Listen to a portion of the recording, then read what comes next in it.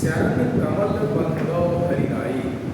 चरण इस चरण, कमल बने कमल के समान, बंदो वंदना करता हूँ, हरिनाई उस ईश्वर, मैं उस ईश्वर के कमलवत चरण की वंदना करता हूँ। जाति कृपा, जिसकी कृपा से पंग की लंघे, पंग मीन्स लंगड़ा व्यक्ति गिर पर्वत को लंघे लांघ जाता है।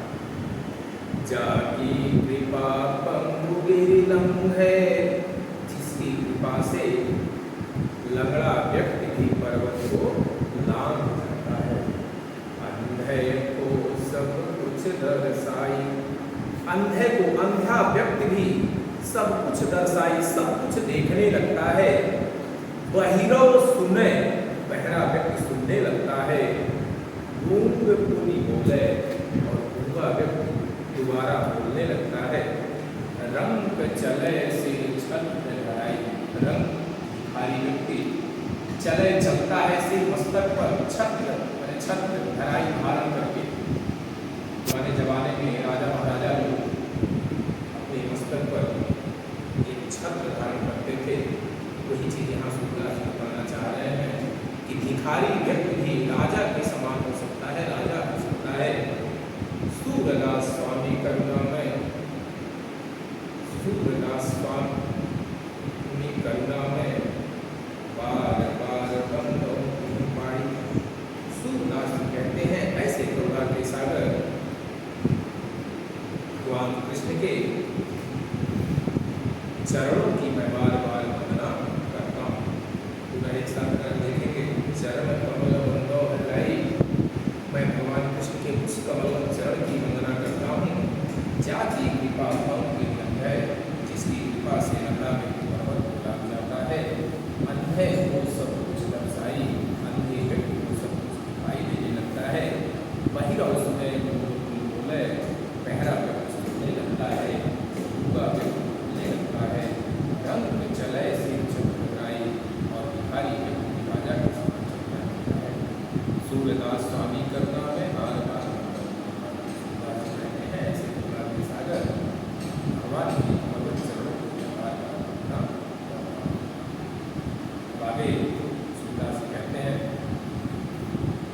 निरंकार और साकार ब्रह्म, कौन से ब्रह्म की उपासना किया जाए, कौन से ब्रह्म की उपासना नहीं किया जाए। तो पहले निरंकार ब्रह्म के बारे में बताते हैं कि निरंकार ब्रह्म अगम है, उसे प्राप्त करना बड़ा कठिन है। इस चीज के बारे में बात करते हुए कहते हैं अभिगति गति कछु कहत न आवे, ज्यों गूंगे मीठे फल को रस अंतर्गत ही पावे। परम स्वाद सब ही सुनिरंतर, अमित तोष उपजावे। मन वाणी को अगम अगोचर, सो जाने जो पावे। रूप रेख जुग गुण जाति जुग विभिन्न, निरालंब कित धावे। सब विधि अगम विचारहि ताते, सूर सगुन पद गावै। अविज्ञात, अज्ञात या निराकार, गति स्थित, कछु कहत गया, कुछ कहते हुए नहीं बनता है।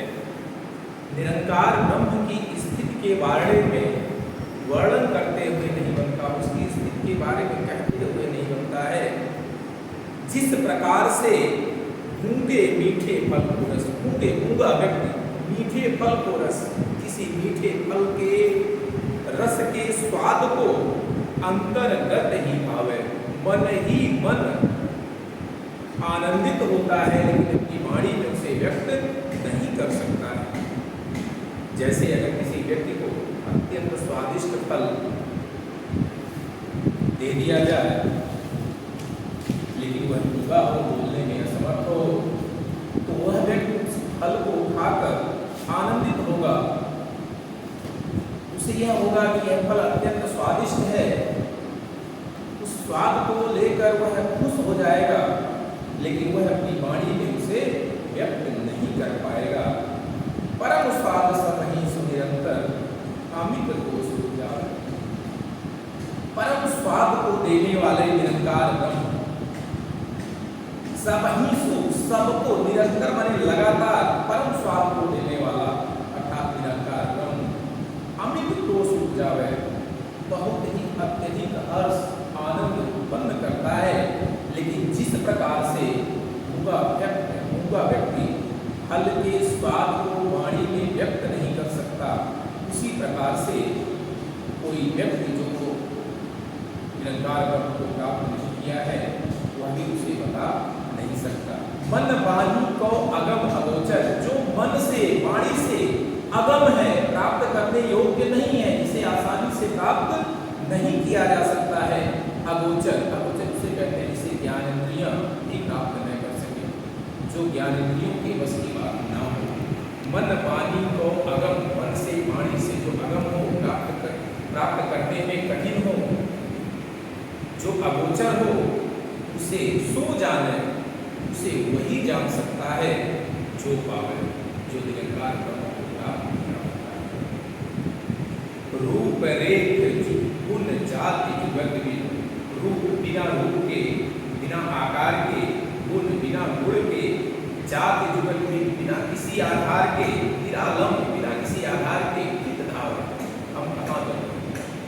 अर्थात निरंकार ब्रह्म का ना ही कोई रूप है, ना ही कोई आकार है, ना ही कोई गुण है, ना ही कोई जाति है, अर्थात कोई आलम्ब नहीं है। बिना आलम्ब के, बिना आधार के हम कहाँ दौड़े, कहाँ उसे ढूंढे। सब विधि अगम विचार है, सूरदास जी कहते हैं सब विधि हर प्रकार से अगम विचार है, अगम जानकर, प्राप्त करने योग्य न जानकर सूर्य सूरदास जी सगुण ब्रह्म की उपासना करते हैं। अब भगवान कृष्ण के बारे में वर्णन करते हुए सूरदास जी कहते हैं, यह उस समय का वर्णन है श्री कृष्ण घुटनों के बल चलते थे, यह उस समय की कहानी है। हिलकत काल है घुटुरवन आवती, मणिमय कनक नंद के आंगन, इंद्र पकड़ी भय भावत। कबहु निरत हरि आपु छाह को, कर सौ पकड़न चाहत। तिलकी सत राजत द्वय दतिया, पुनि पुनि तीन अवगाहत। कनक भूमि पर कर पग छाया, यह उपमायिक राजति। करि करि प्रतिपद प्रतिमन वसुधा, कमल बैठकी साजति। बाल दशा सुख निरखिज सोता, पुनि पुनि नंद बुलावति। अचरा कर लय ढाकी, सूर के प्रभु को दूध पियावत। श्री कृष्ण का बाल्यावस्था चल रहा है। श्री कृष्ण घुटनों के बल चलते हैं। उस समय का वर्णन करते हुए सूरदास कहते हैं कि लगत कान दुर्ग हुडुवन आवत। किलकारी मारना, छोटे बच्चे हंसते हैं उसे किलकारी मारना कहते हैं। किलकत कान, किलकारी मारते हुए कृष्ण हुडुवन आवत, हुडुनु केवल आवत आते हैं। किलकत कान हुडुवन आवत, भगवान श्री कृष्ण किलकारी मारकर हंसते हुए हुडुनु केवल चलते हैं। मणिमय कनक नंद कै आंगन, मणिमय मणियों से युक्त कनक सोने के नंद के आंगन, नंद बाबा के आंगन में, नंद बाबा के मणियों से युक्त सोने के आंगन में बिंब पकड़ी बैठाव, बिंब परछाई प्रतिबिंब पकड़ी बैठाव, मणिमय कनक नंद के आंगन बिंब पकड़ी बैठाव। भगवान श्री कृष्ण नंद बाबा के मणियों से जड़ित सोने के आंगन में अपनी ही परछाई को पकड़ने के लिए दौड़ते हैं। कबहु निरखि हरि आप छांको, कर सो पकड़न चाहत।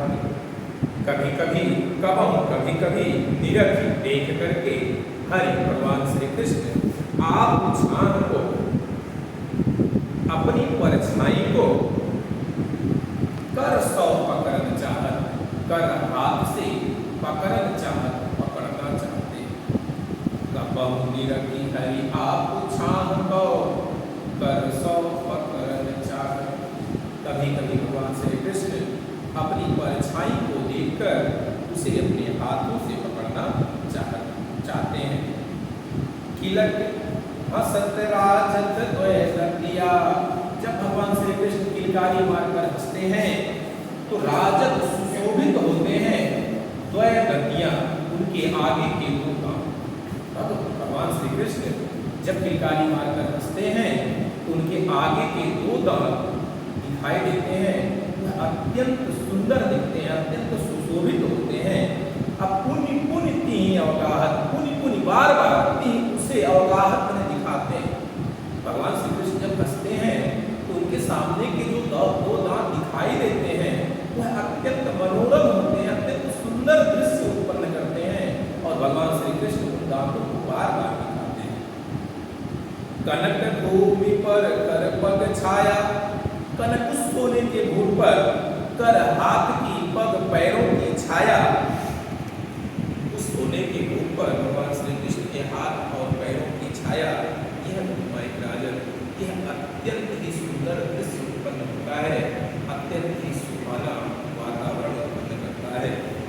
करि करि प्रतिमन प्रतिमन वसुधा, ऐसा लगता है पृथ्वी में प्रतिपद श्री कृष्ण के प्रत्येक पद पर चलने के लिए, जैसे कोई व्यक्ति चलता है तो जो कदम बढ़ाता है उसी तरह श्री कृष्ण सोने की भूमि पर जब चलते हैं तो ऐसा लगता है कि पृथ्वी उनके प्रत्येक कदम पर चलने के लिए कमल बैठ के साधन, कमल का आसन लगा दिया ताकि श्री कृष्ण उस कमल के आसन पर अपने पैरों को रखें।